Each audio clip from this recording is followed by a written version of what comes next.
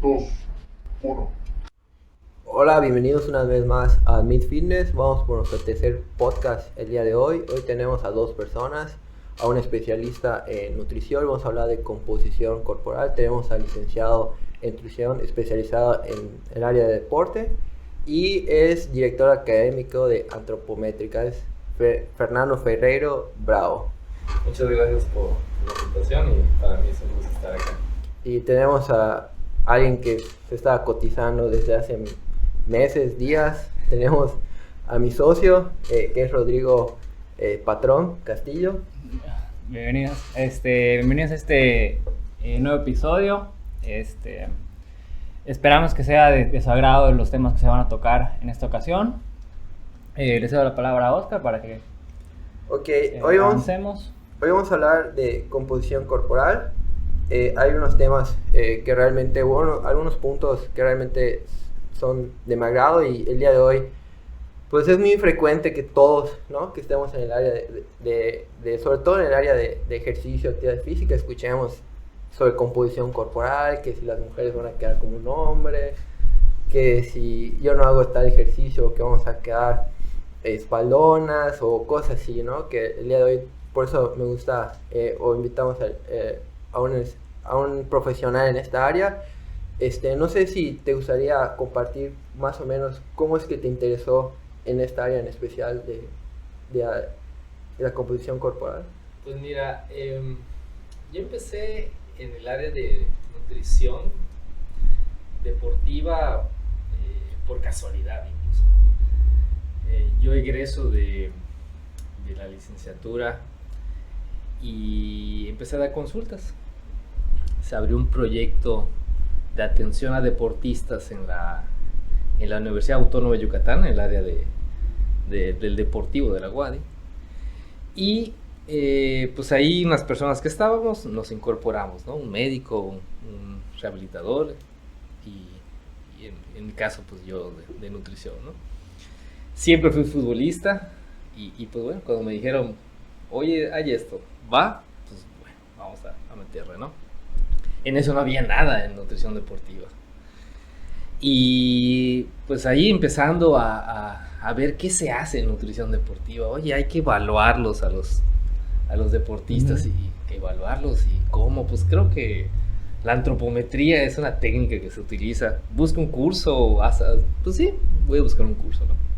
Y en ese entonces, pues aquí en México casi no había nada relacionado a la evaluación de la composición corporal. Y específicamente en deportistas, pues menos.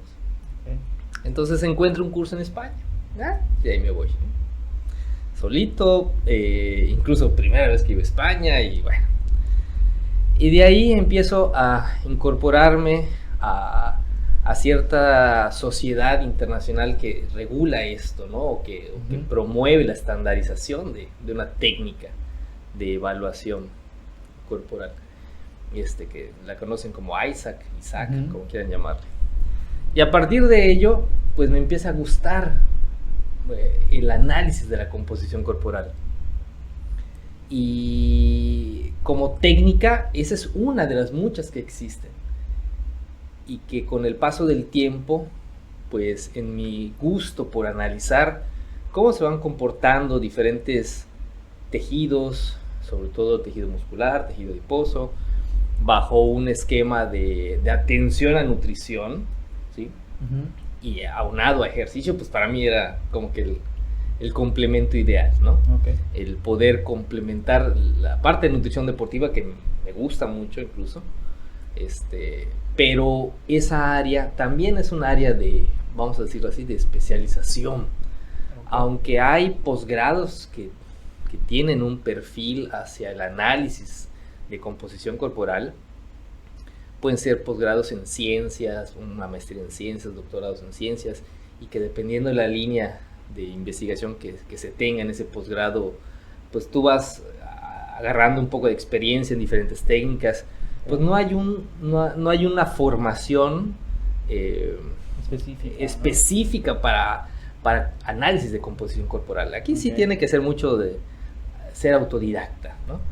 Y bueno, desde el punto de vista del qué hacer del nutriólogo, es algo que debemos de tener en cuenta, y a partir de ahí empecé igual a dar cursos, me empecé cada vez a especializar más, y hasta poder hoy estar haciendo cuestiones ya de investigación relacionadas a composición corporal, haciendo propuestas ya para ciertos desarrollos tecnológicos también para el análisis de composición corporal, que no estamos haciendo algo innovador, lo estamos intentando sacar ciertos productos que hay en otros lugares, lo estamos intentando desarrollar con tecnología desde aquí de Mérida.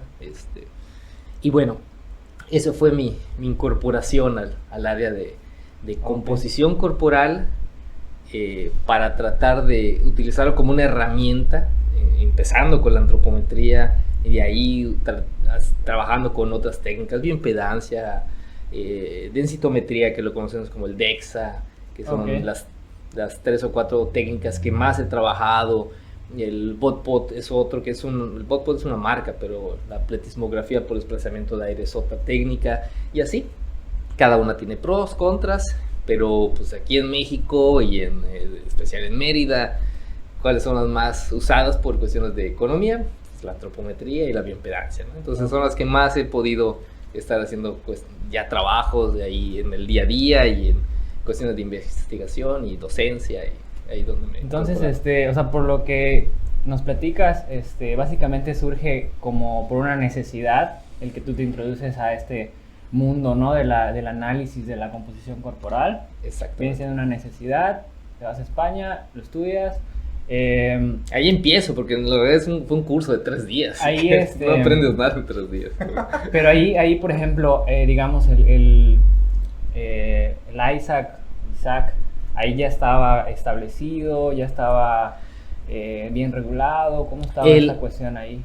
Primero hay que entender qué es esta Sociedad Internacional para el Avance de la Cineantropometría, que todos conocemos como Isaac, como quieras pronunciar, ¿no? Es una sociedad académica, así como hay colegios, como hay colegio de pediatría o cosas así. Esa sociedad se funda en Glasgow, ¿sí? Y desde 1984 propone una metodología de análisis del cuerpo a partir de una técnica específica, ¿no? Midiendo de aquí a aquí, el protocolo tal cual. Entonces, pues cualquier persona que se interese en estar en esa sociedad, pues se puede volver miembro, tomando un curso y haciéndose miembro de la sociedad, ¿no? Entonces, ellos promueven una técnica de estandarización, y si alguien la quiere hacer así, pues a todo dar. A nivel mundial, pues agarró un auge importante. Yo creo que al principio del año 2000, aquí en México empezó a surgir, antes no se conocía mucho. En el sureste, yo creo que fui el primero que tuvo esa certificación. Fue una certificación nivel 1 que tomé en España. Y hoy, por ejemplo, en México es el país que más cursos se dan de este tipo de acreditaciones. Ya hay mucha oferta. Claro. Entonces, en ese entonces, pues no había nada. Yo a partir de ello empiezo a practicar, empiezo a tratar de estandarizar la técnica en mí mismo, porque al fin y al cabo en 3 días no alcanza para mucho. No alcanza para mucho. Tú tienes un conocimiento básico y a partir de ahí empiezas a trabajarlo, ¿no? Estas certificaciones van por niveles, ¿no? Yo tengo el nivel 3, el máximo es 4. Yo tomo el nivel 2 pasando los años en la UNAM. Vienen unos españoles a darla. Ahí ya tienen mucha más experiencia en esta parte. Al ser una sociedad internacional, gente que se agremió o se volvió miembro de esta sociedad en España, pues ya de hace muchos años, ¿no? Entonces hay gente con mucha experiencia allá, y vinieron unos profesores de Madrid, de Barcelona, vinieron a la UNAM, y yo fui a tomar mi nivel 2, ¿no? Y también siguiendo avanzando, en el año 2010 me fui a Buenos Aires a tomar el nivel 3, con una persona que tiene mucha experiencia en Buenos Aires, etcétera. Y bueno, ya me vuelvo instructor en 2010, ¿no? Y a partir de ser ese nivel de instructor, pues empiezo a dar cursos. Ya aquí en Mérida, en México, en la Ciudad de México, en diversas ciudades del país. Incluso he tenido la oportunidad de de dar cursos en España, estar otra vez en Buenos Aires dando cursos. Entonces ahí ya me empiezan a invitar y a partir de ahí empieza el boom de decir, ya estoy como instructor, ¿no? Pero a la vez, mientras más lees, mientras más te vas metiendo, pues vas viendo que hay otras técnicas, hay otras cosas que se pueden hacer, y empiezas a leer, empiezas a experimentar, empiezas a meterte. Como especializarte. Sí, porque te digo, no hay algo de formación, pues algo formal de un estudio tal cual, ¿no? Hay diferentes tipos de posgrados donde como una técnica utilizan la antropometría o como bioimpedancia, cosas así, pero no es algo formativo en sí. Pero la realidad sí hay mucho de donde cortar, mucha tela de donde cortar para poder hacer incluso posgrados relacionados con ello. Pero bueno, hasta el momento no se ha dado aquí en México y en otros lugares están más o menos avanzados, ¿no? Pero en este caso a mí sí me ha gustado mucho, he podido estar trabajando, haciendo publicaciones relacionadas a composición corporal. No soy que diga, en México hay gente que se ha especializado y que tiene mucha experiencia. En la Ciudad de México, en Hermosillo, en Chihuahua, son creo que los 3 lugares donde hay gente experta en eso, ¿no? Y que trabaja con otras técnicas. Pero bueno, ahí estamos haciendo cosas interesantes. Ok, ¿cómo es que España, surgió ahí realmente? Porque en los años 80, gente que estaba haciendo cosas relacionadas con deporte, cuando se crea esa sociedad, Isaac, gente de ahí pues agarra la idea, llevan a gente muy experimentada de Reino Unido, de Nueva Zelanda a dar cursos a Isaac, y desde ahí empieza en los años 80. Al fin y al cabo es una técnica, ellos trabajan con otro tipo de metodología, pero ellos estuvieron en los inicios de Isaac, por estar cerca de Reino Unido, que ahí se empezó. El protocolo que utiliza Isaac es un protocolo australiano, y bueno, hay una interacción ahí en Europa bastante importante, ¿no? Entonces, cuando yo empiezo a buscar cursos, pues coincidió que allá había. Dije, me ayuda el idioma, a un curso que no sé absolutamente nada, que un español mejor. A nivel licenciatura, ¿tocaron alguna vez tus maestros o algo te dieron? En la licenciatura, cuando a mí me tocó... La realidad es que es una embarradita. Miren, esto es un plicómetro. Esta es una cinta métrica. Y eso hablo de antropometría. Lo demás era un mundo aparte. Ahorita que comentas ese punto, estaría como bien platicar, ¿no? Que quede un poquito más claro cuando hablamos de composición corporal, cuando hablamos de antropometría. ¿Es lo mismo? ¿Son sinónimos? ¿Cuál es la diferencia? Sí, hay que entender que cuando nosotros hablamos de composición corporal, por una definición simple, es cualquier elemento que constituye el cuerpo. ¿Sí? Pueden ser tejidos, pueden ser diferentes elementos desde átomos, pueden ser moléculas, o sea, cualquier cosa que constituye el cuerpo es composición corporal. Pero desde el punto de vista de nutrición, nosotros normalmente estudiamos cosas que se pueden modificar con composición corporal, como tejido muscular y el tejido adiposo, ¿no? Son dos tejidos que son modificables. Si tú pones una dieta de reducción de peso, de aumento de peso, vas a modificar grasa, o haces ejercicio para hipertrofia, va a aumentar el músculo. Entonces son dos tejidos que se utilizan. Normalmente se mencionan 4 como componentes. Hay más, claro, ¿no? hay tejido óseo, hay piel, hay muchas cosas, pero nosotros normalmente nos enfocamos en esos 2. Pero, ¿qué pasa? Primero es el concepto, y luego es saber que hay técnicas para evaluar eso. Para la medición. Y la antropometría en sí es una técnica más para evaluar composición corporal. Hay otras, bioimpedancia, DEXA, la pletismografía. O sea, hay muchas técnicas de imagen, técnicas químicas, hay muchas. Son las más exactas, ¿no? Sí, pero desafortunadamente son muy caras, complejas, y no en muchos lugares hay. Pero la antropometría es una de las más exactas. No, incluso no. Tienes que tener una buena calidad de medida para tener resultados confiables. Si tú no tienes experiencia, si no vas practicando, por eso yo decía, aprendí lo teórico y luego es intentar estar haciendo las mediciones para estandarizarla, porque en 3 días no haces nada. En teoría todos sabemos medir, pero ya lo pasa en la práctica y es otra cosa. Entonces, la realidad es que la antropometría es una técnica muy inexacta porque muchas personas no tienen una estandarización en esa técnica y miden, ponen un punto anatómico aquí y luego lo ponen abajo y agarran de otra forma, un pliegue, y todo eso va haciendo variabilidad, se va dando que varíen los resultados. Y también algo muy común, ¿sabes? Incluso hasta, por ejemplo, la utilización de la cinta, ¿no? A veces usan cinta para medir, que son las que utilizan de costureros y cosas así, que sí. Y afecta un montón en eso. Sí, hay que tener en consideración aspectos relacionados con la calibración de los equipos, que ese es otro cantar también, ¿no? Yo, desde la empresa que dirijo, hemos tenido la oportunidad de estar trabajando ya incluso en el desarrollo de equipos de antropometría, y es una combinación de elementos de ingeniería, de arquitectura, desarrollo de materiales que deslizan, o sea, va mucho más allá de solamente el medir, ¿no? Que tiene que ver la ergonomía, que tiene que ver varios factores, pero sí tenemos que utilizar equipos de calidad para hacer buenas mediciones corporales, porque si no, si utilizas la cinta de sastre o utilizas un vernier para medir huesos que no son para huesos y cosas así, vas teniendo pues mucha variabilidad en tus mediciones, y por lo tanto en la misma persona pues vas a tener un día un valor en tejido adiposo, luego otro valor, y ya no sabes si es y al final son datos que no te van a servir, que no te van a servir, si ya no sabes si no progresó porque no hizo su esquema de alimentación, porque lo mediste mal, o porque lo mediste mal, ¿no? Entonces por eso ahí les comento que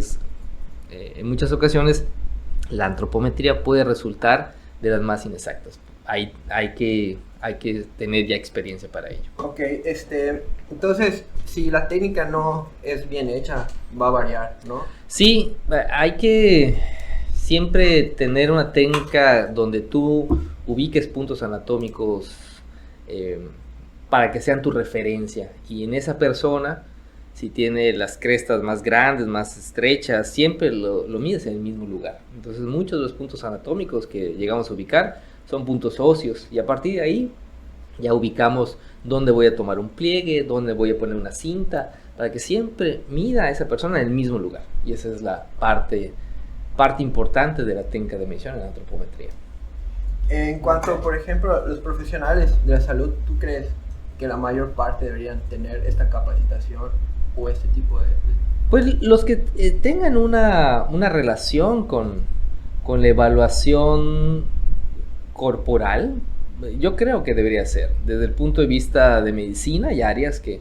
Medicina del deporte es un área que evalúa también mucho aspectos relacionados con tejido adiposo, con músculo. El área de... Todas las áreas de ciencias del deporte, ya ves que hay de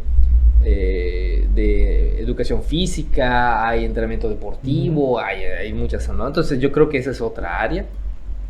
Y áreas también hasta clínicas, porque a veces vemos alguna enfermera ahí tomando una circunferencia de cintura que sobre la ropa, no tiene ningún...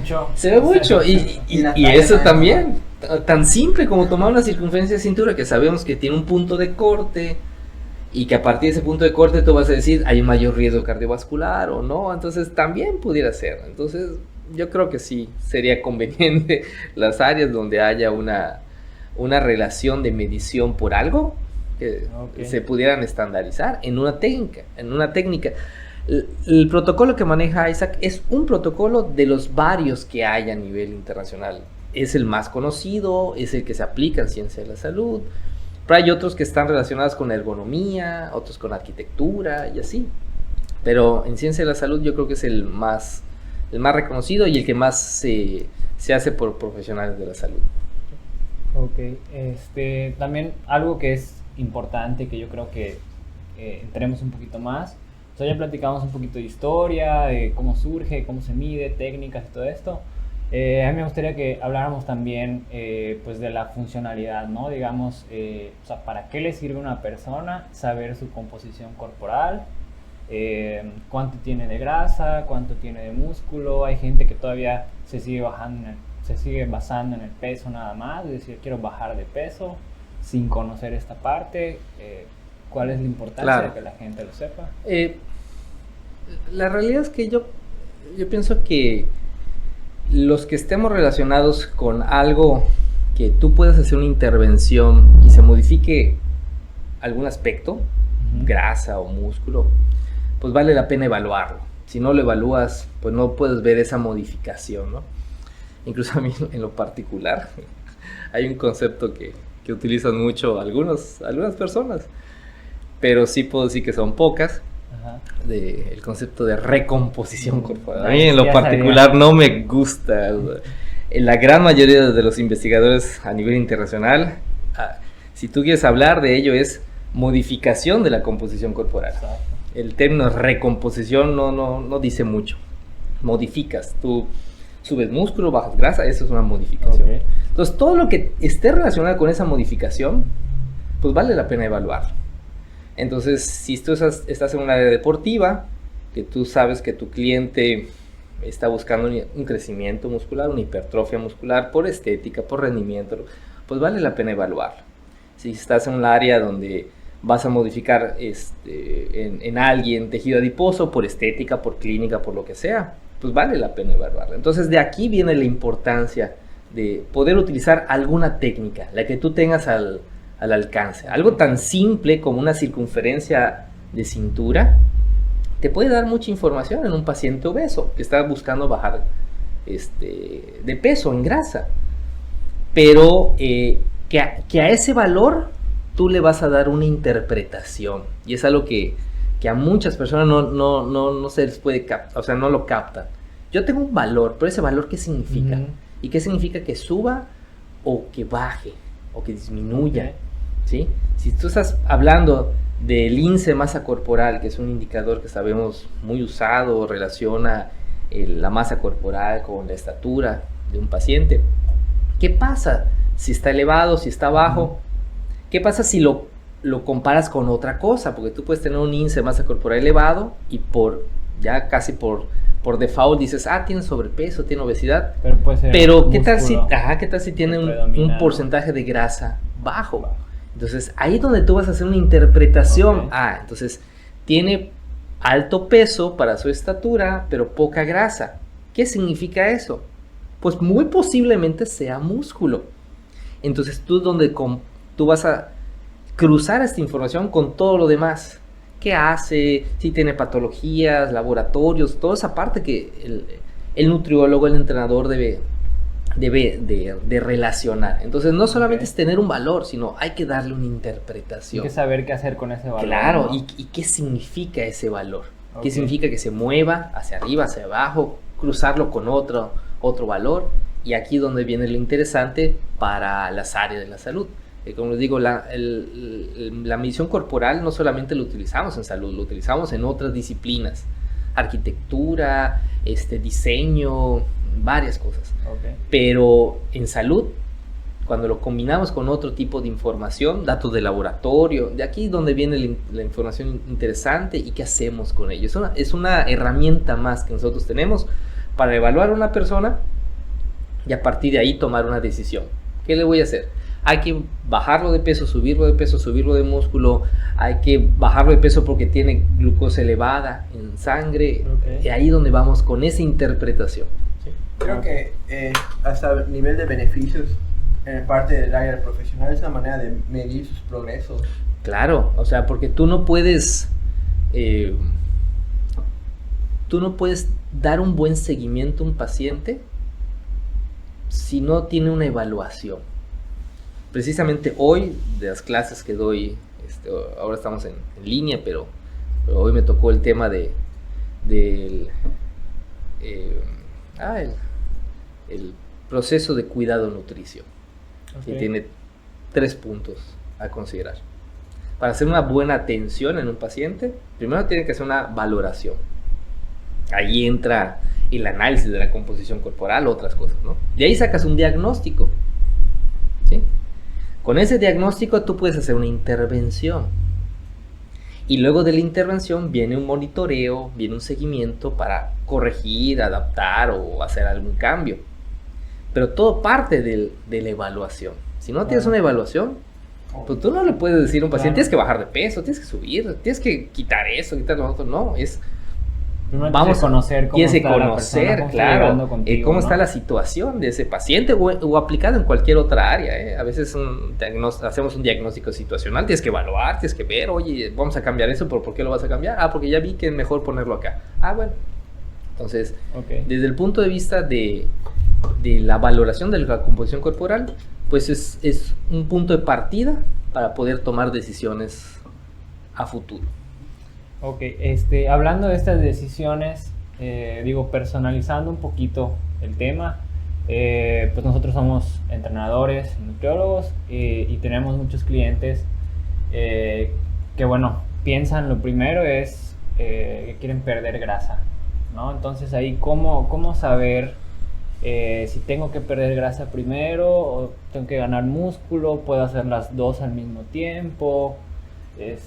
Más o menos, o sea, ¿tú cómo lo manejarías? ¿Qué opinión tienes acerca de eso? Pues mira, hay otra palabra clave en todo esto, ¿no? Todo va a depender de la situación de tu paciente, el objetivo que tenga. Si tú sabes que es un paciente que tiene sobrepeso, pero dado por tejido adiposo, que eso le está afectando su presión arterial, su glucemia, lo que quieras, tú sabes que el primer punto a considerar es la reducción del tejido adiposo, porque eso va a darle una mejor respuesta desde el medicamento, desde si le están dando medicamento, o sea, va a tener una mejor respuesta de la glucemia, la hipertensión, etc. ¿Okay? Ya desde tu punto de vista fisiológico lo debes de saber. Pero si es un paciente que quiere algo estético, lo anterior era por salud. Claro. ¿Sí? Pero si es un paciente que llega por una cuestión estética, o sea, el que va al gimnasio simplemente para verse bien, ya sea para subir músculo y que se vea como él quiere. Sí, como tú. Entonces, sí, definitivamente es algo muy personal. O sea, ya cada quien se establece o establecemos con el paciente ese objetivo. En función del diagnóstico inicial, porque a veces la persona llega con una creencia y está completamente diferente, ¿eh? A veces me han llegado niñas, por ejemplo, que están delgadas y que tienen cierto tono muscular, pareciera tono muscular, porque en realidad no, tiene una cierta forma la pierna, pero gran parte es grasita. Sí. Entonces tú le dices, oye, primero hay que bajar un poco de grasa y luego subimos un poquito de músculo, pero ¿por qué? Está bien mi pierna, ¿no? Pues te voy a hacer recomposición corporal. Te voy a hacer recomposición. Sí, los partidos no me gusta la palabra, pero respeto mucho la opinión. Modificar exactamente. Entonces ahí es donde nosotros establecemos con ella o con él, decir, mira, en tu caso no tienes que bajar de peso, no es bajar de peso, o sea, podemos establecer el tratar de aumentar músculo y poco a poco va a ir bajando grasa corporal, ¿ok? Con un esquema alto en proteínas, cosas. Entonces, tenemos que, en conjunto con el cliente, paciente, como quieras llamarle, poner un objetivo en función de su diagnóstico inicial. De que se puede aumentar músculo y bajar grasa al mismo tiempo, sí se puede dar. En muchas ocasiones cuesta trabajo. Porque a veces tardado el proceso. Porque si tú quieres ver de manera eficiente un aumento de músculo, tienes que dar una dieta hipercalórica, alta en proteínas, carbohidratos, bajamos grasita, cosas así, ¿no? Pero tiene que ser hipercalórica. Pero si tú quieres ver de manera eficiente, o sea, algo rápido, que baje grasa corporal, tienes que dar una dieta hipocalórica. Entonces es un esquema contrario, claro. ¿Sí? Entonces puede resultar algo que si tú le pones algo intermedio, el paciente no vea resultados hacia lo que él busca, porque todos buscamos algo más rápido que lo otro. ¿Qué quieres? ¿Bajar peso? Pues vas a bajar grasa y buscas que sea rápido. ¿Quieres subir músculo? Pues quieres que sea rápido, no que sea lento, no, quieres que sea lo más rápido posible. Y hay gente que se desespera y quiere Pasa hacer mucho, y es quiere, muy común. sí, que en un mes ya quiere bajar de peso lo que ya lleva 10 años así, entonces, o subiendo en 10 años. Claro. No, permíteme. El músculo, para el desarrollo del músculo, influyen muchos factores. Influye el propio entrenamiento, descanso, la alimentación, si tiene suplementos, si tiene fármacos. No vas a ver la Claro. misma respuesta de alguien que tiene ahí la administración de los chochitos, famosos chochitos, a alguien que está natural. La respuesta es completamente diferente.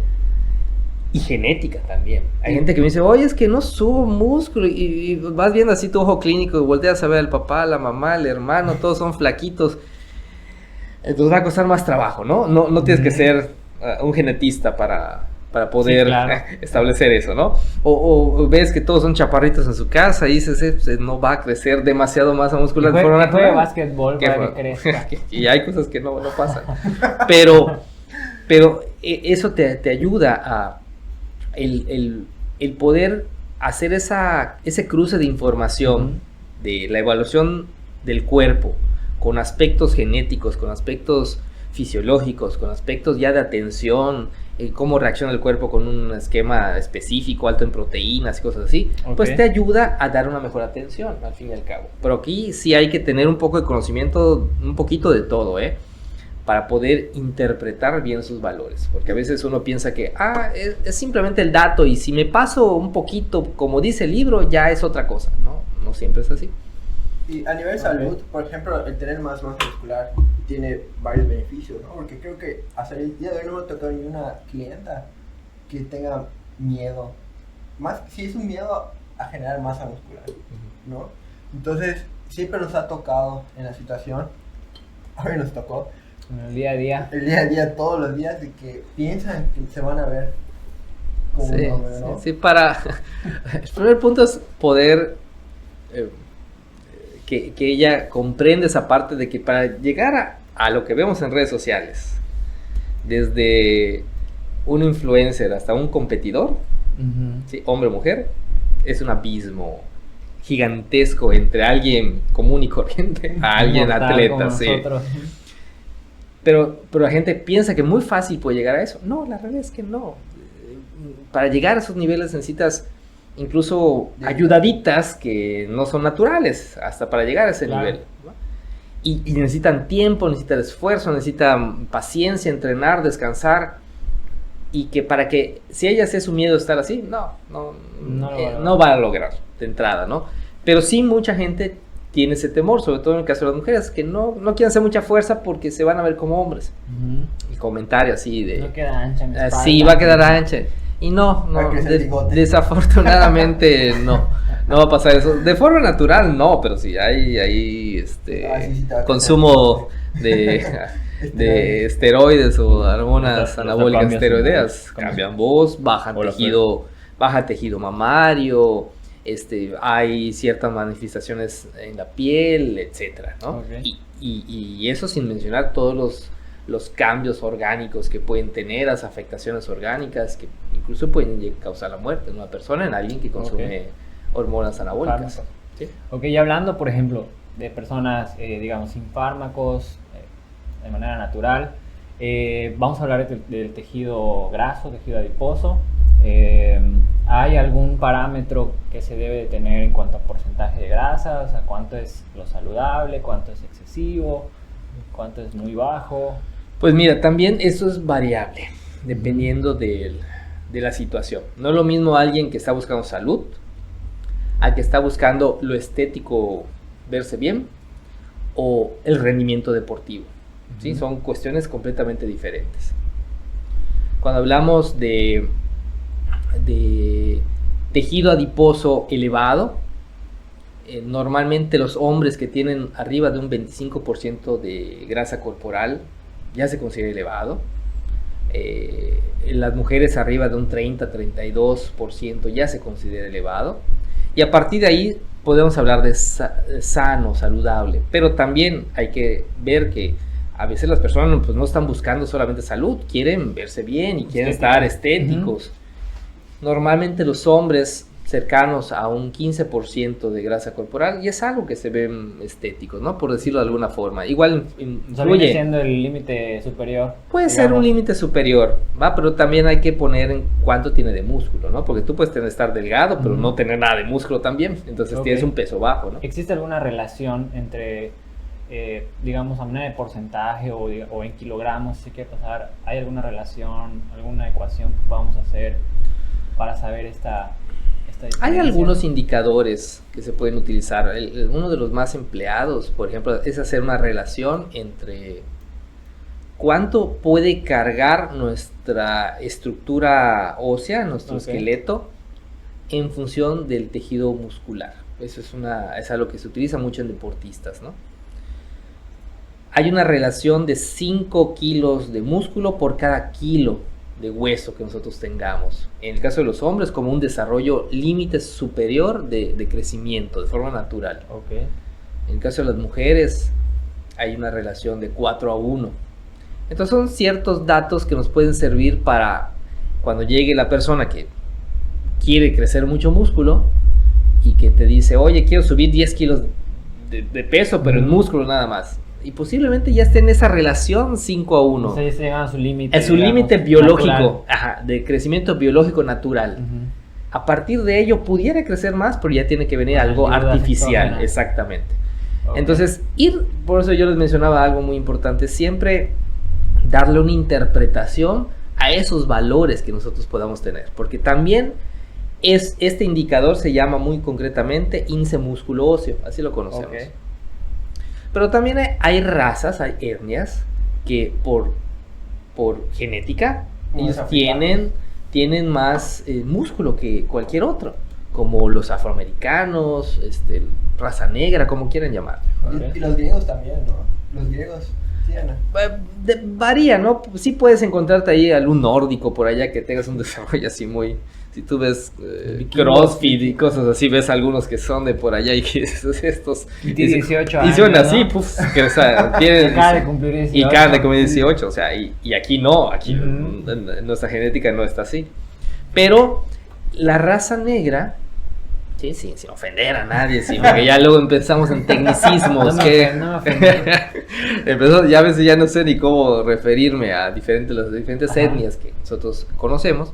Pero sí la raza negra tiene un desarrollo más elevado que cualquier otra. Y que a veces de forma natural, sin hacer mucho, tiene un desarrollo de músculo. Y ya están. Y eso también hay que considerarlo. Porque tú estás evaluando, por ejemplo, yo trabajé el ámbito de fútbol varios años.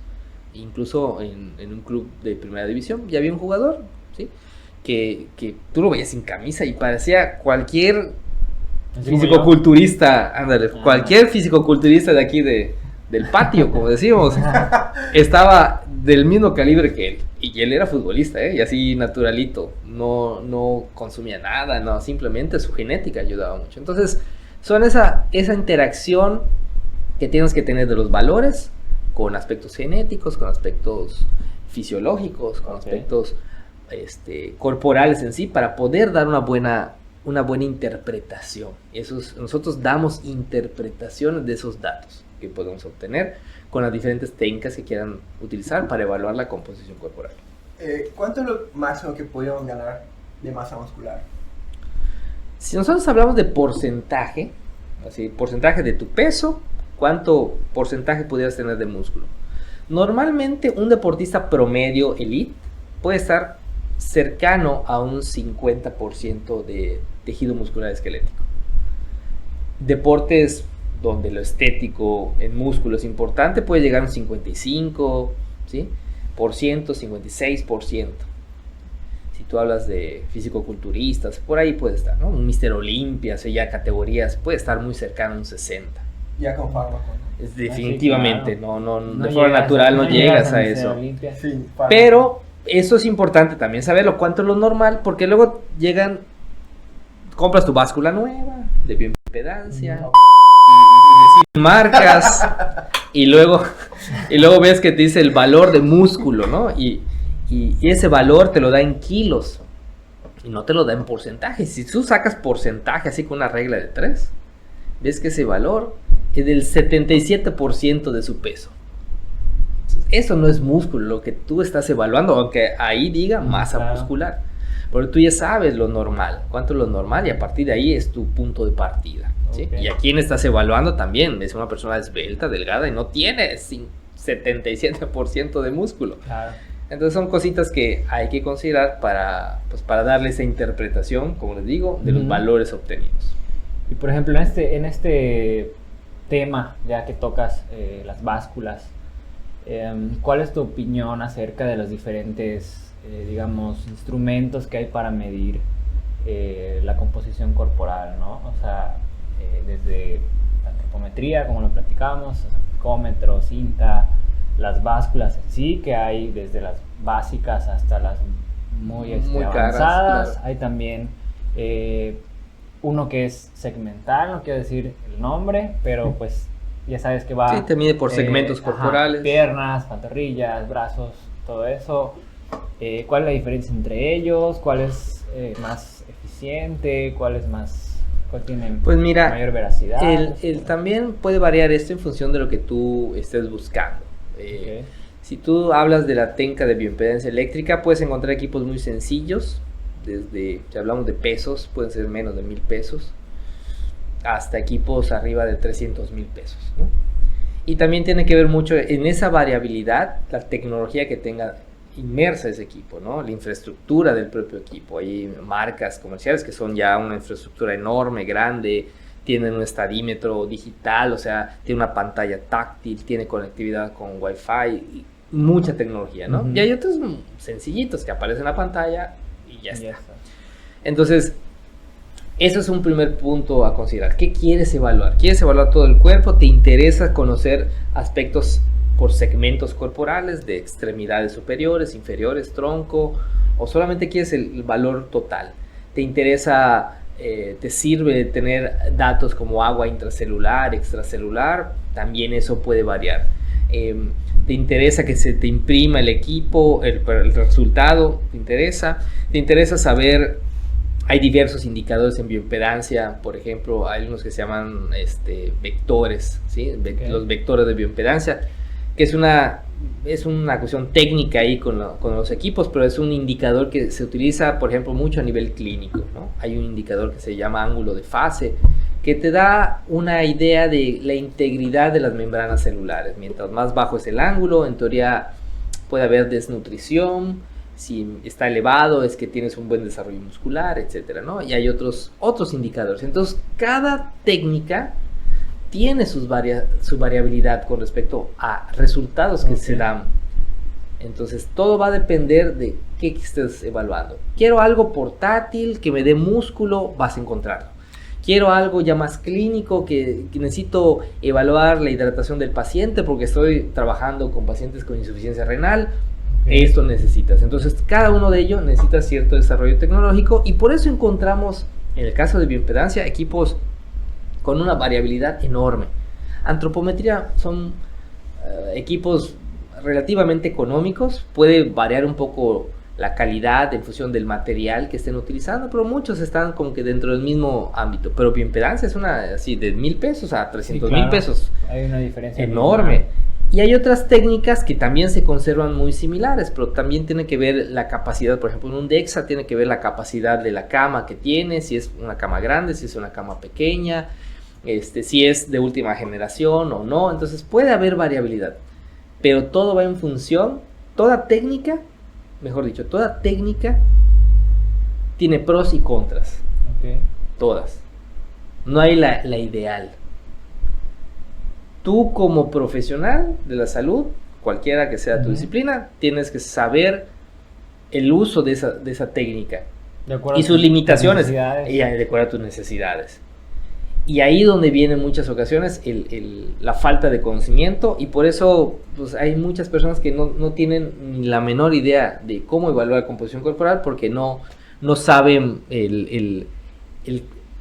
esos pros y contras de las técnicas, y se casan con una, y a partir de ello ya es la mejor, porque es la que sé usar. Todo lo demás no importa.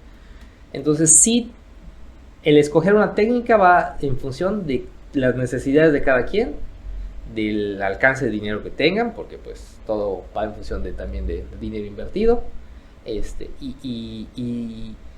y a partir de saber esto, qué quiero y cuánto puedo invertir, pues ya podemos hablar de una técnica específica para esa persona. Pero sí, ahí la variabilidad es gigantesca. Es como si entras a una tienda de suplementos. Ves 20,000 marcas, 20,000 modelos, todos tienen diferentes cosas. ¿Y cuál agarro?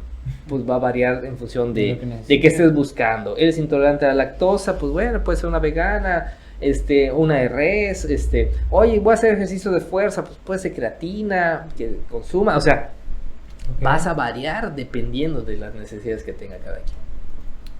Ok, en cuanto a la composición corporal de un atleta de fuerza a un atleta elite que no hace fuerza, hay una variedad en cuanto a... Sí puedes encontrar personas, incluso hasta lo ves en ojo clínico, ¿no? El de condiciones de resistencia, por ejemplo, deportes de larga duración, deportes aeróbicos, como quieras llamarle, maratonistas, ciclistas, triatletas, la mayoría de ellos son esbeltos, sin mucho desarrollo muscular. Esto les ayuda por cuestiones fisiológicas, de desplazamiento, biomecánicamente, les ayuda en muchas formas.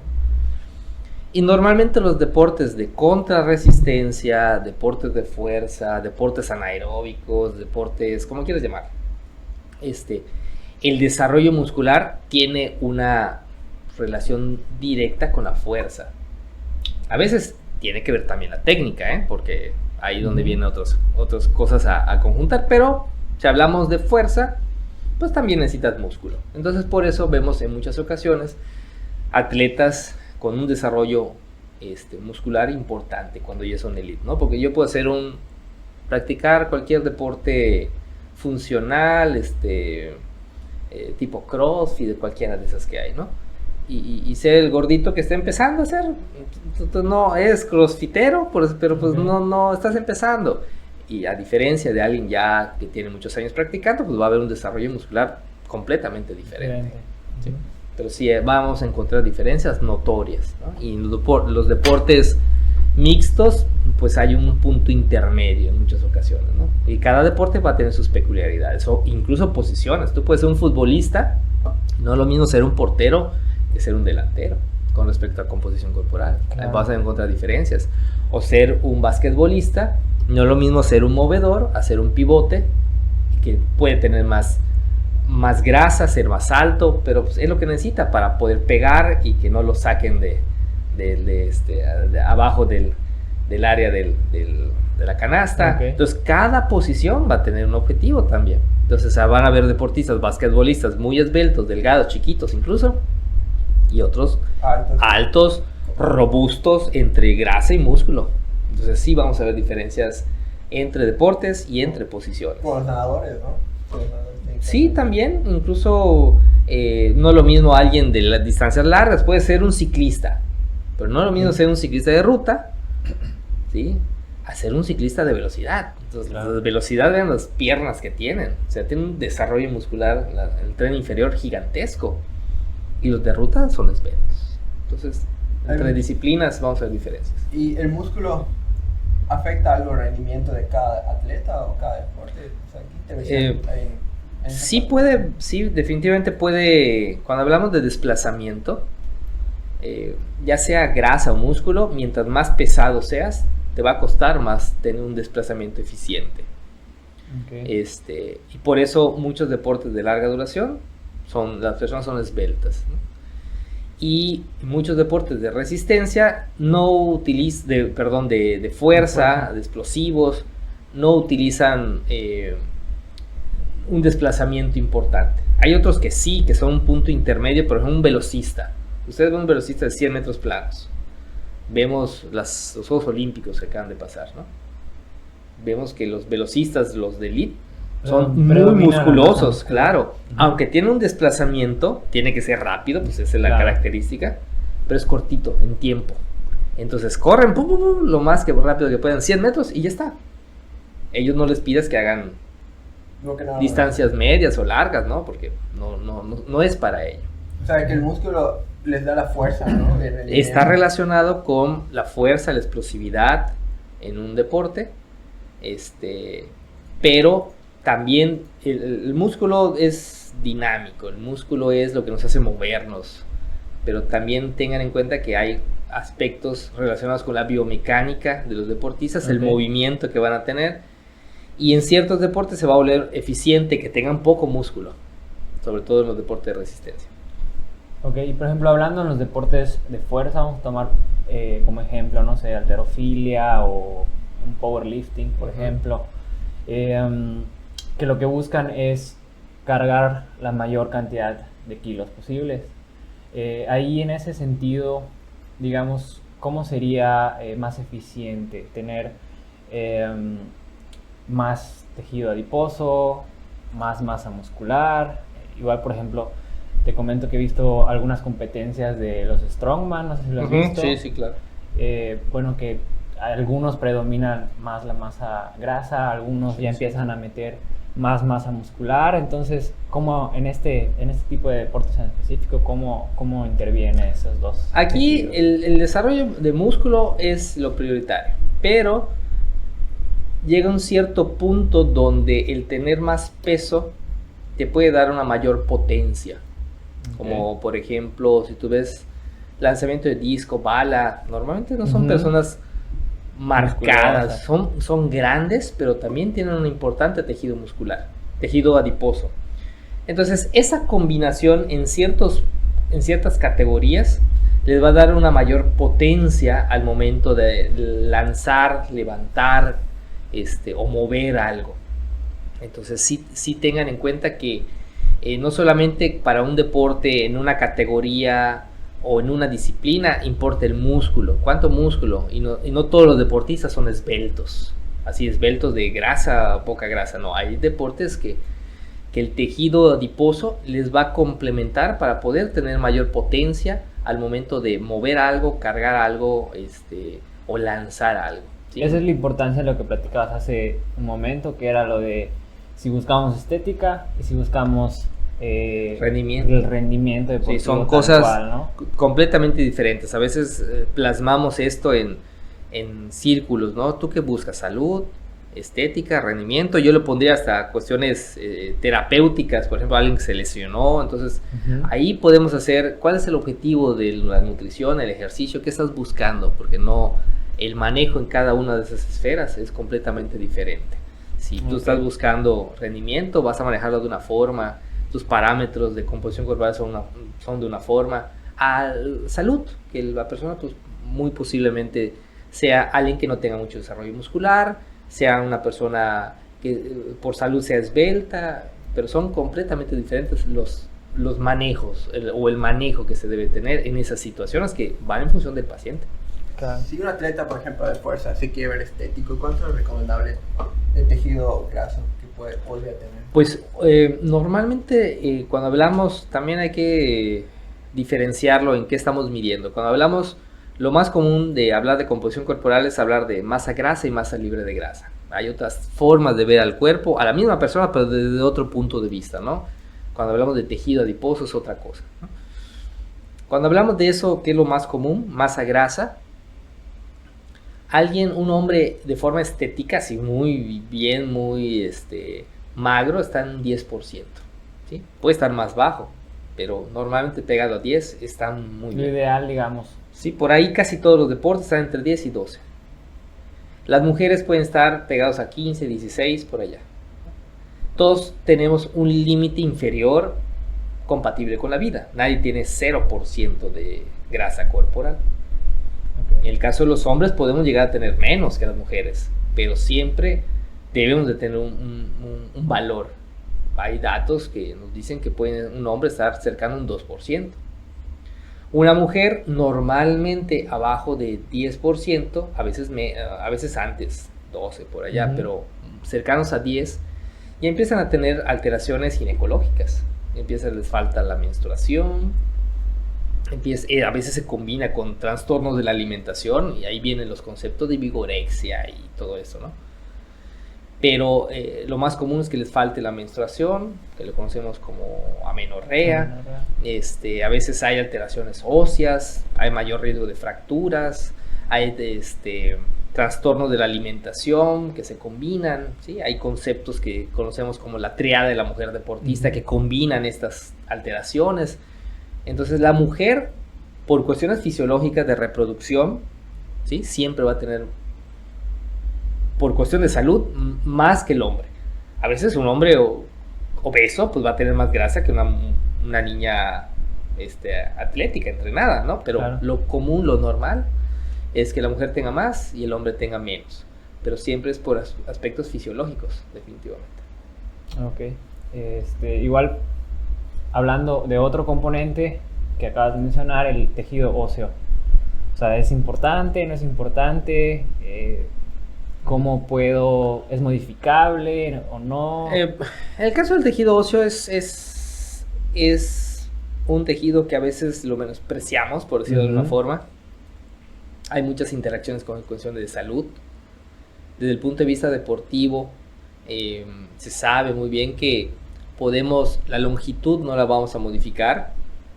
Se modifica en función de la variabilidad normal del crecimiento que nosotros tenemos, el desarrollo, pero ya cuando llegamos a la etapa adulta, una longitud, una anchura no se modifica. Lo que sí se puede modificar y mejorar es la densidad mineral ósea. Okay. Se ha visto que los deportistas normalmente tienen mayor densidad mineral y esto es bueno para la salud, implica que no se rompe tan fácil, y si tienes un desarrollo muscular también, eso es donde viene el tejido muscular. Nos sirve de protección entre golpes, claro, incluso. ¿Sí? Alguien muy bajo en músculo, frágil de huesos, se cayó y se fracturó algo, ¿no? Entonces, y hay otros que se caen y como si nada, ¿no? Entonces tiene que ver igual esa parte.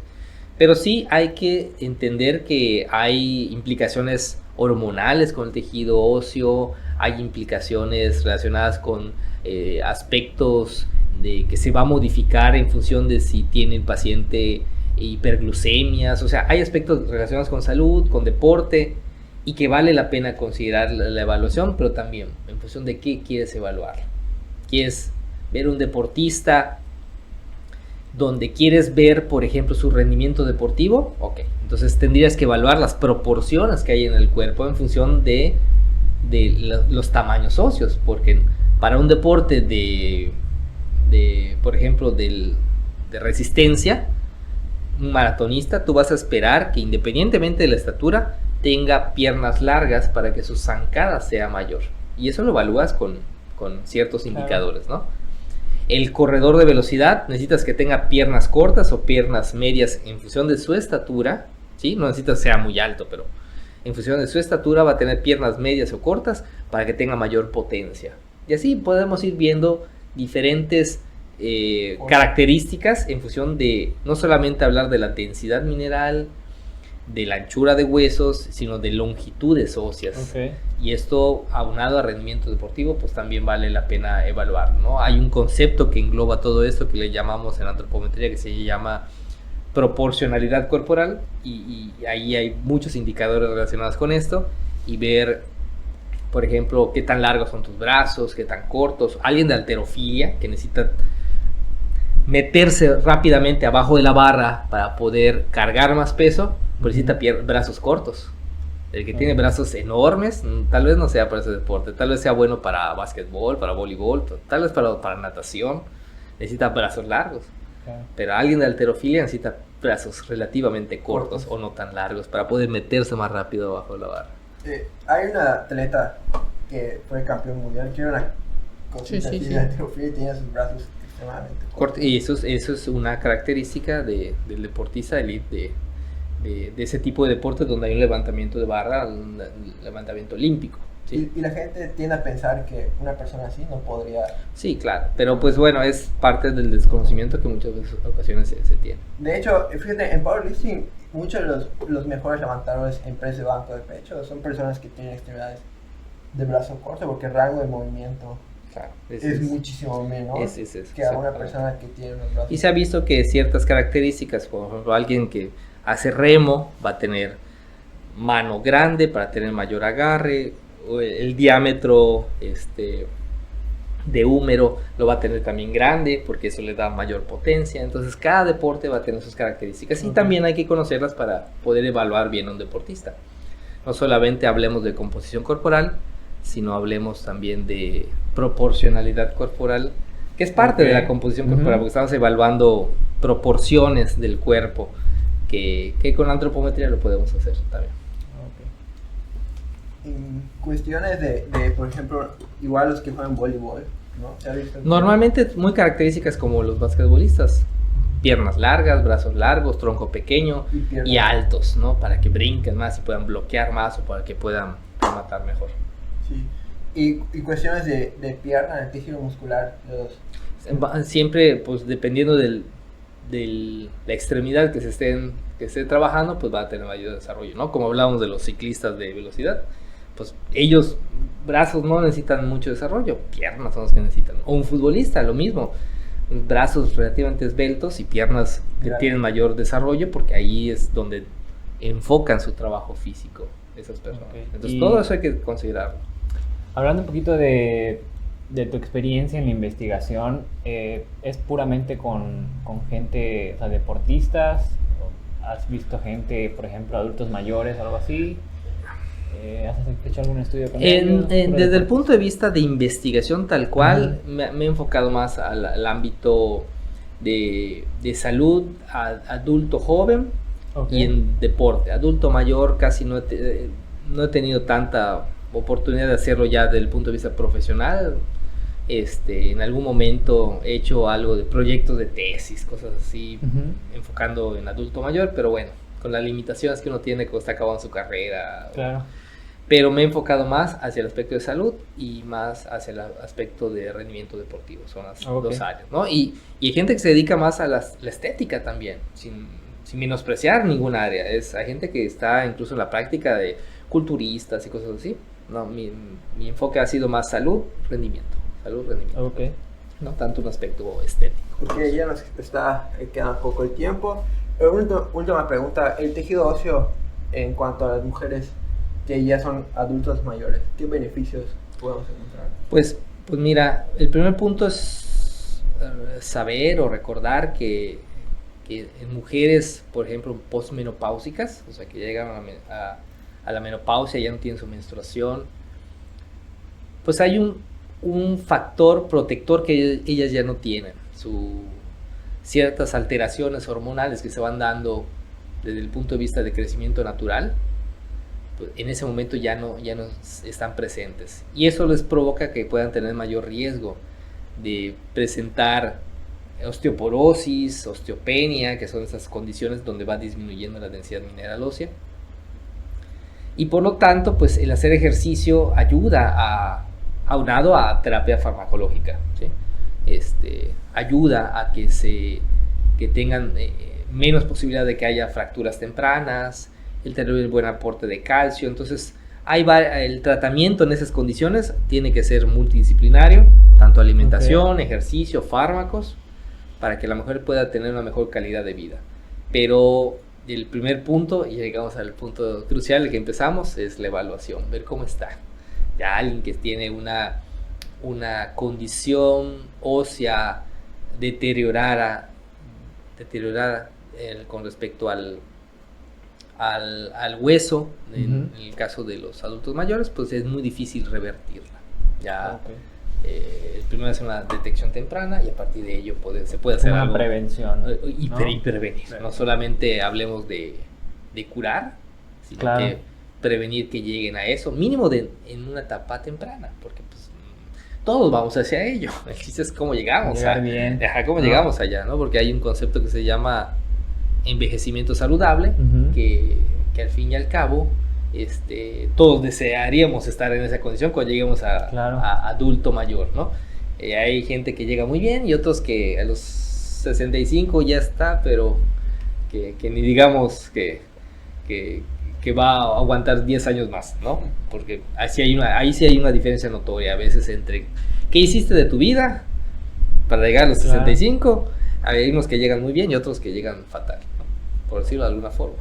Ok, igual quería preguntarte, nos estás hablando del diplomado, ¿no? De cómo la gente te puede contratar. Mira, dentro de la empresa que dirijo, que se llama Antropométrica, que estamos en redes sociales, en Instagram, en Facebook, son las principales que manejamos, van a poder encontrar ahí publicidad de un diplomado donde vamos a hablar principalmente de estas dos técnicas para analizar la composición corporal, la antropometría y la bioimpedancia, indicadores, pros, contras, todo esto, ¿no?